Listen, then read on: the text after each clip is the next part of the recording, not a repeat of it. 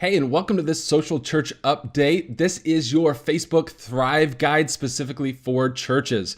In this episode, I'm going to be talking about how your church not only can survive on Facebook, but really thrive. As you might have heard, Facebook has released another update, and they're going to be rolling it out this year, which will impact every single page, business, brand, organization, and that includes your church as well. So the big question, I think, right up front in every church leader's mind is this a big challenge, a threat, a big bummer, or is this a big opportunity? Problem or opportunity? At the end of this Thrive Guide, I want you to see this as a big opportunity. That's my goal, and I'm going to explain how your church needs to approach it so that it is a huge opportunity and a chance to reach more people for your church. Now, let me just say right up front, does every church have to have a Facebook strategy to reach people? Absolutely not. You can reach people a ton of different ways. For a lot of people who want to reach people digitally, reach people where they're at, for a lot of churches, it is an effective strategy to reach people.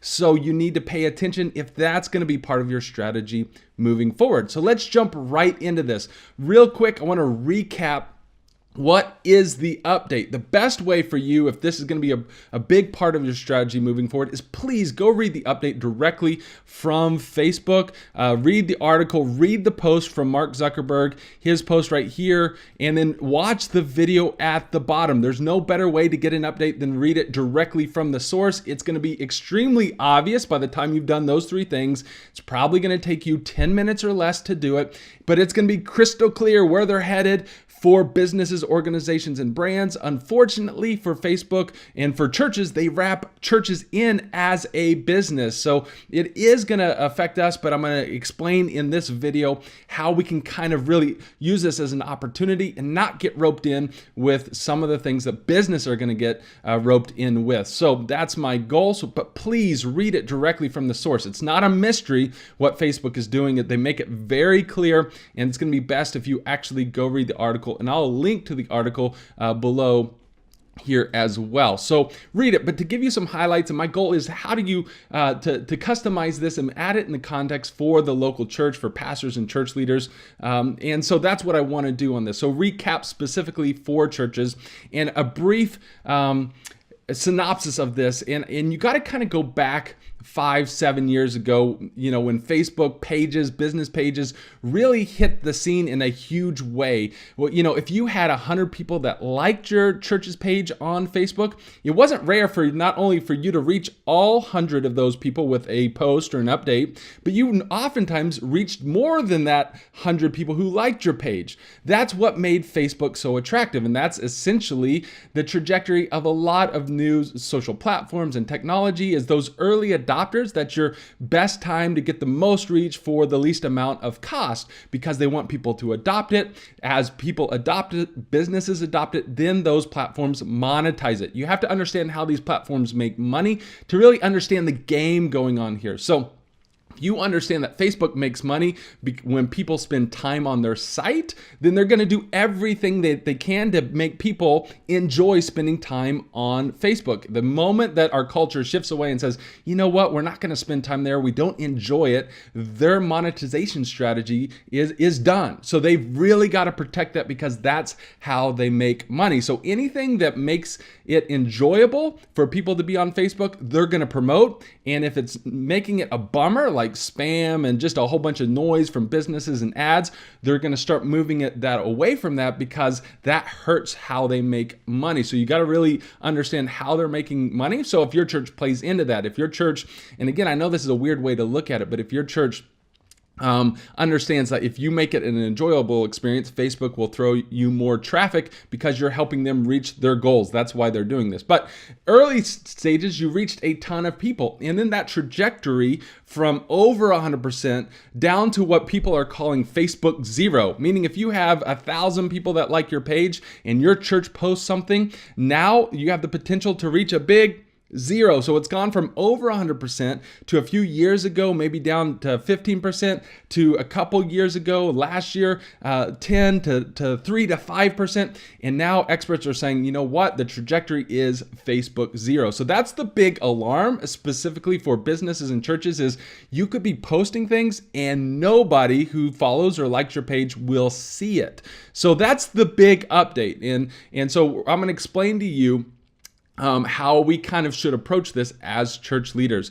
Real quick, a couple highlight of quotes here that you'll see in my notes directly from Facebook as we roll this out. So they haven't said exactly how this is going to get rolled out or the time frame, but as they roll this out, people are going to see less content from posts from businesses, brands, and media. That would include churches. So you really got to be careful. They're going to say directly that pages may see their reach go down, their video watch time go down, their referral traffic go down, and it's going to be driven by these factors. So again, read the article, but I'm going to explain what Facebook wants to see from pages so you don't get that hit to Facebook zero. But in fact, you can actually get a ton more reach, and I'll explain how you do that. Why I kind of almost look at this as like the church loophole, if you will. So let's jump into the big things your church needs to understand moving forward. I've kind of broken these down into categories, and if you understand these categories and you put a strategy in place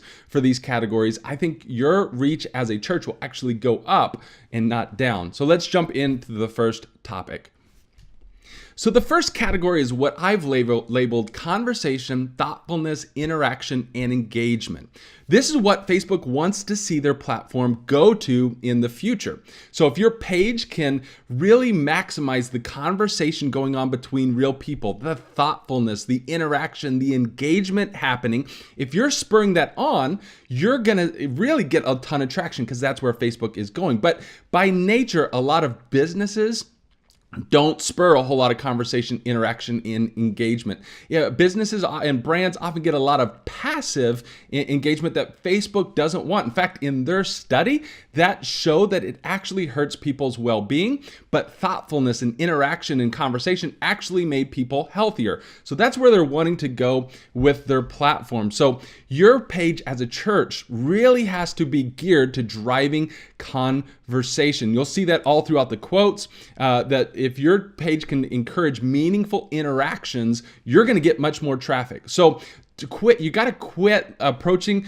Facebook like it's just a megaphone for announcements. Facebook is no longer your stage. Facebook, you got to think of it as your coffee table, as your atrium, as your foyer area where conversations happen. If you approach Facebook as your megaphone for announcements, it's going to be a loser deal, and Facebook is turning off your megaphone. They're like, nobody wants to hear your megaphone, okay? They want this to be a place for conversation, so sitting down and engaging in conversation. So it can't just be a place where you're just blasting out these announcements, one-way announcements with no conversation. You're not going to get any reach anymore with that. So that really, when you think about moving forward in the future, think conversation, thoughtfulness, interaction, engagement. Before you hit that post button, you have to ask yourself, does this post it really align with those four words? If it does, hit publish. If it doesn't, hit delete, and I'll explain a little bit what you need to do with that.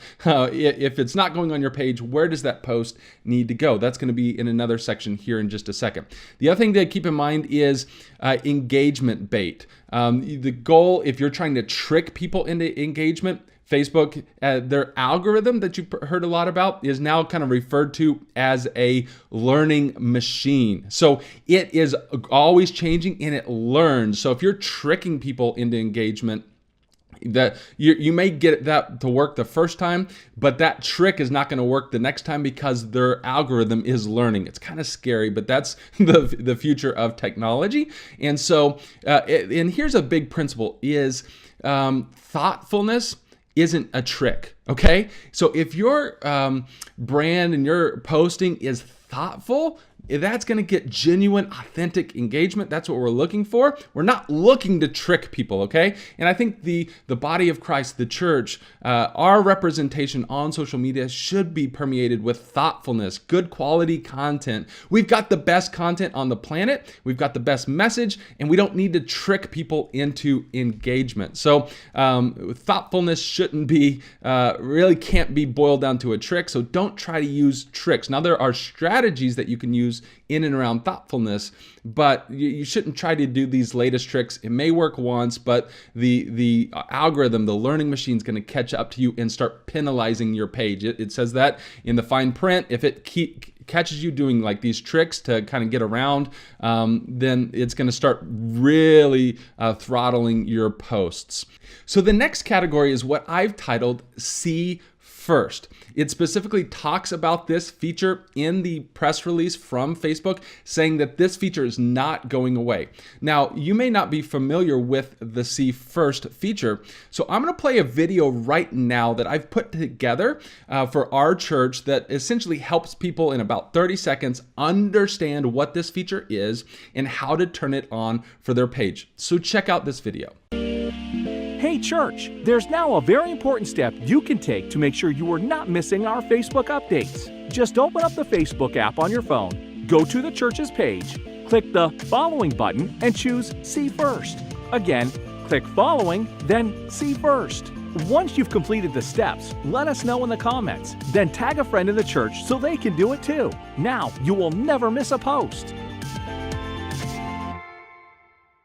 Now, what I'll do is I'll put a link below. If you'd like to download that video, you can download it and use it for your church. If you're a part of Church Marketing University and you haven't already, please reach out to me because we're making custom videos for every single church inside of CMU. But See First, as you can tell in that video, is a huge opportunity for your church. What it does essentially is it gets around all of this throttling and all of the algorithm. When people opt in and say, hey, I want to see this page's content first every time and at the top of my newsfeed. It's kind of the magical loophole. Now, here's the great news. Businesses find it really hard for people to get the opt in to See First on their content because they're not in the zone of friends and family. This is the huge loophole for the local church because people actually care about your church. And you've got to, when you talk about the See First option, you've got to put it in such a way that it explains why this benefits them. For example, if a snow day is coming up and you're going to announce that on Facebook, if they have the See First feature on, they're going to make sure they're not missing that update. You've got to couch it in such a way that this makes sense. I want to turn that on. So I would encourage every single pastor and church leader to take a timeout during a service, maybe a couple times in this next month, and announce, hey, if you haven't heard, Facebook is making a huge update to their newsfeed, and they're getting rid of basically all the page updates from pages from businesses. And unfortunately, they see our church as a business. So if you don't do this, you're not going to see updates from our church. Now, they've given the church a way to get around this. It's called See First. So everybody break out your phone and do an announcement right there in the middle of service explaining that, hey, this is something Facebook is doing. We know that you consider us part of your friends and family. And so you need to opt in if you want to see any updates from the church to See First and make it a big deal. Kind of make it like, hey, Facebook unfortunately puts the church in with businesses, and if they've given us a way around that, but it has to be the See First option. Make this a big deal. You can use the video to play in your church. You can use the video to play like in your Facebook group. And See First becomes a huge opportunity to move this as a big problem to a big opportunity. Now, here's the great news about this. If you get a ton of your church to opt in to See First, here's the big upside, is because as Facebook gets rid of posts from retailers, other multi-level marketing people, all this noise going on in their newsfeed, what is left? You're going to have people who have their friends and family left, and then any options that they've chosen to See First. Now, essentially, if you can go through this loophole, if you will, and do some of the things I talk about, what Facebook has done is they've eliminated all the noise and competition for the local church. How awesome would that be? Now people's news feeds will be their friends, their family, and their church, and and not all that other noise. Do you see how that could be a huge opportunity if your church is clued in? You're not only going to survive this big update and any big updates in the future, you're going to thrive. This could actually go reverse that downward trend to zero and reverse it back up, because Facebook is eliminating the competition if you play your cards right. And retailers are really going to struggle to get people to see them as friends and family. But the local church can really have this optimized because people see us as a part of their family and their friend network. That's the huge opportunity. And you'll see that throughout this Thrive Guide. The next category I'm calling groups. Facebook really wants to drive people into groups. They put a ton of energy. And if you're part of the Church Marketers Facebook group, you know we've been talking about this for months. Mark Zuckerberg totally changed the mission of Facebook to be driven more about creating these tight-knit communities, and that happens through groups. So groups are going to be a huge part of the vision and mission moving forward. And if this is part of your strategy, Facebook and social, a Facebook group needs to be a part of your strategy moving forward. Now, I can't get into all of the details of how you set this up, how many you set up, how you set it, like all the settings and everything, how you approach it. Just keep in mind a couple things. Don't get rid of your page. You're still going to need your page. There's still opportunity there. You're going to need a page to run ads again, like we talked about, there's huge opportunities. So don't get rid of your page. And the fewer the groups up front, in my opinion, the better. So start with fewer groups. I recommend one major closed group for every church. Start there. And you want to get a healthy group going and figure this out, kind of get your guidelines and how this is going to be used, and then start adding people to it. And we'll do another whole episode. And we do episodes inside Church Marketing University on how to have a thriving group. But I want to keep this update, Thrive Guide, really concise. But what you need to understand is Facebook is moving towards groups. You'll see a quote right out of here. The first changes you'll see in the newsfeed, you can expect to see more from your friends, families, and groups. And you'll see Mark Zuckerberg use the phrase tight-knit communities a lot. It's all around groups. So I want you to think about groups as your new page. So if you enjoyed the whole glory days of Facebook pages for churches about 3-5 years ago, this is now kind of where groups can fill that niche. Where it used to be where people would like your page, that means they opted in to get your updates. Now, if they join your group, that's kind of like the new like for your church. So that's where I would say you can do a lot of those updates. So we talked about how just kind of that one-way blasting is really not going to be great for your page. That needs to go into your group, because that is what Facebook sees as your tight-knit community. That's where you go do your announcements. That's where you do your internal family talks. That's where you talk about the men's breakfast, the women's deal, have your church staff go live in there and talk and have this conversation going on. Facebook sees your group, your community, as the place for that. And that's how you essentially can do your updates now in your group and not on your page. So we could go on and on about groups.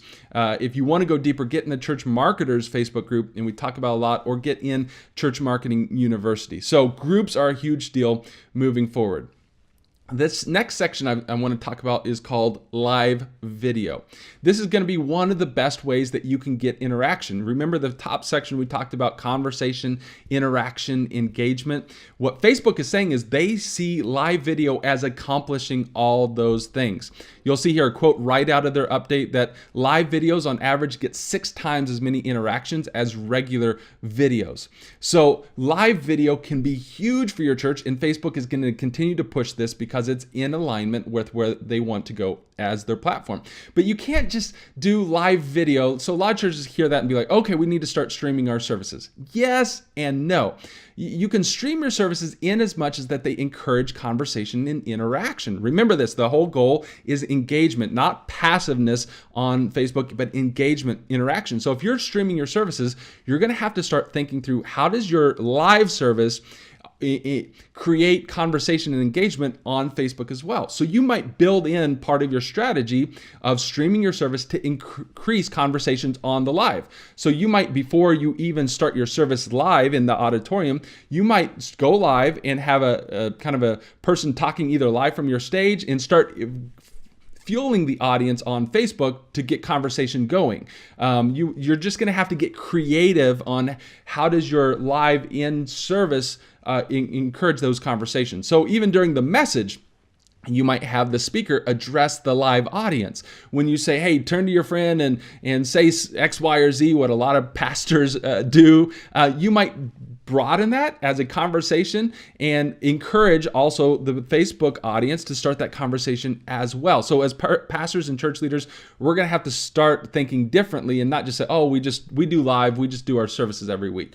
I'm also going to encourage you to get creative on how you do lives. There's so many different ideas. I did a live video on the Social Church page that goes much more in depth on how you can do this throughout the week, how you can get creative, how you could do even kids content, worship content, do things that create conversations based on your series that you're doing. So many different ideas. Again, I want to keep this Thrive Guide really concise, but the goal is not just we just do everything live now. You need to do it live, but you also need to do it in such a way that it encourages conversation and engagement. But live video is a huge way that you can continue to thrive on Facebook moving into the future. The couple last category, and then I want to do a recap. But the last category I really want you to think through is a volunteer team.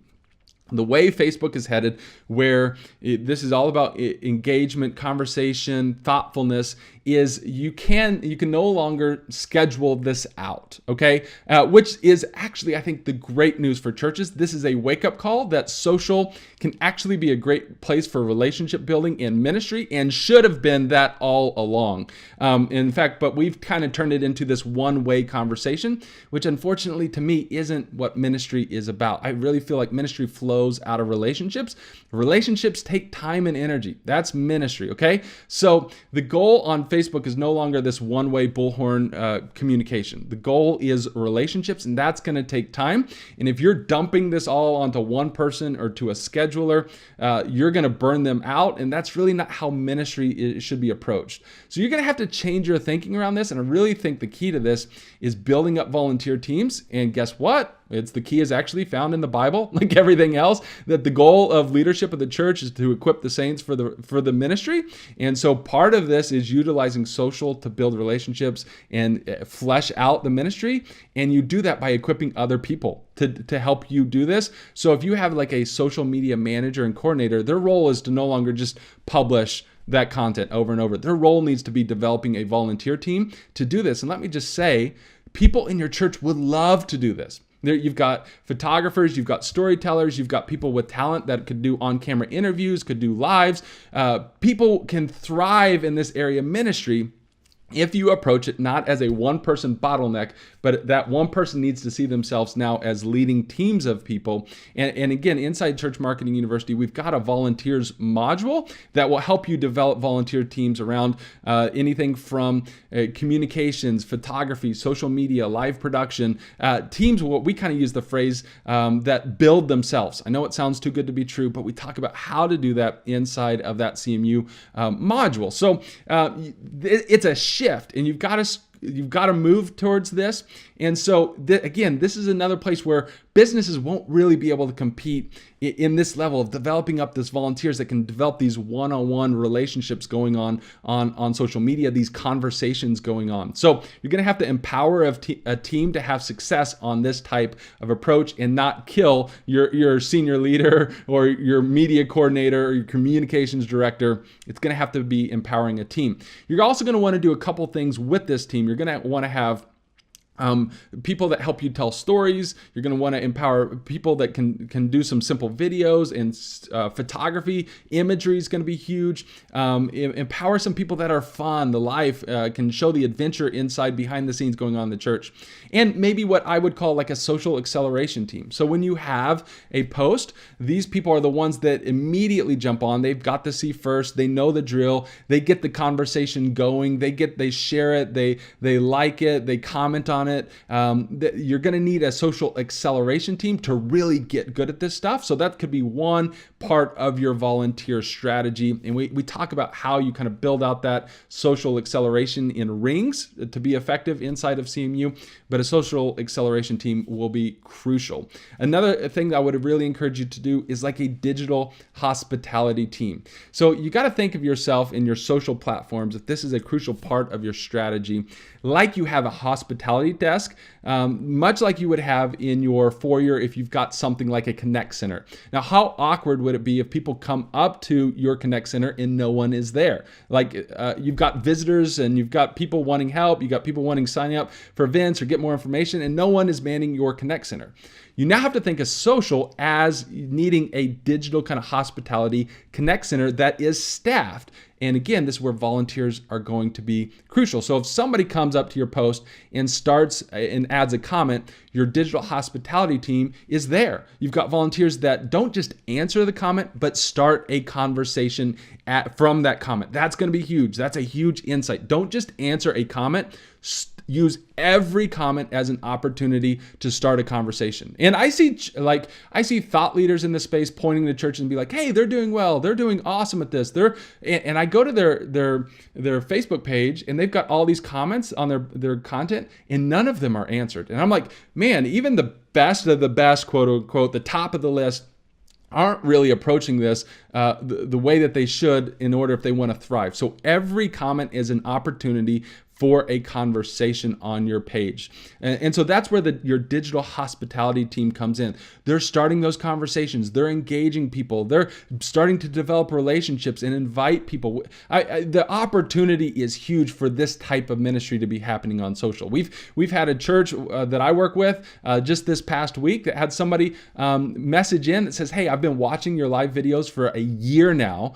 Can you tell me a little bit more about what you have available for kids and youth? And so like there's this whole path of travel that visitors, potential visitors in our community are going on, that it's going to take this ongoing relationship as we're bringing them to inviting them into the life of the church and eventually for them to find and follow Jesus and let him do work long-term in their life. But it's going to take an approach like this if social is a part of your strategy. So we can go on and on. What does that team look like? How do you do that? But if people are messaging your page and commenting on your content, you're going to need a team that is immediately answering those comments. I could talk about why this actually makes a huge difference in all things social with the algorithms, the conversations, the engagement, the actual effectiveness to driving people from your social spaces to your actual church building. It's absolutely huge. But just want you to plant that seed. And if you're going to thrive, it's going to also include a volunteer team, a new approach.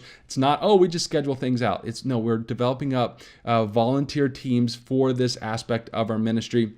And you will thrive. You will see your social reach and engagement and effectiveness and your return on your investment go way up when you apply these categories. So man, that's as concise as I can get it. Here's the recap. This is why I think it's going to be a huge opportunity, because businesses won't be able to compete on these things. They can't. If your church is savvy, you can thrive where businesses are going to really struggle to do anything outside of paid content because of the way that you can get around this, the engagement that you can get, the way you can enable and empower your church to do the See First option in a way that they want to do. And then you can build up these volunteer teams. You have so much content and so much creativeness that you could do with live videos, and the local church is built for thoughtfulness, conversation, engagement, interaction. That's our strength. That's not Target's strength, okay? That's not Best Buy strength. That's the local church. We should own that space. So I really want to encourage you to see this as a big opportunity. And then I want you to think, you need to put your church, when it comes to social, in the friends and family zone, not the business zone, okay? So again, the way you approach it, the way you look at it, the content that you provide, it needs to be in that friends and family zone and not the businesses. Businesses are the ones that schedule content. It's bland. I'm lumping all businesses as a stereotype, but you get the idea. You need to be operated much more like a friend, family, part of a tight-knit community. Have fun, go on an adventure, be really focused on people, not stock imagery, produce great stories and content. And I know it sounds harder maybe than it actually is, and that's what Social Church Marketing University is all about, helping your church do this. We will help your church build great volunteer teams and help you walk through these changes. So man, I'm praying for you. I think this is a huge opportunity, and if you have any questions, put those in the comments below. God bless, and we'll see you guys on the next update.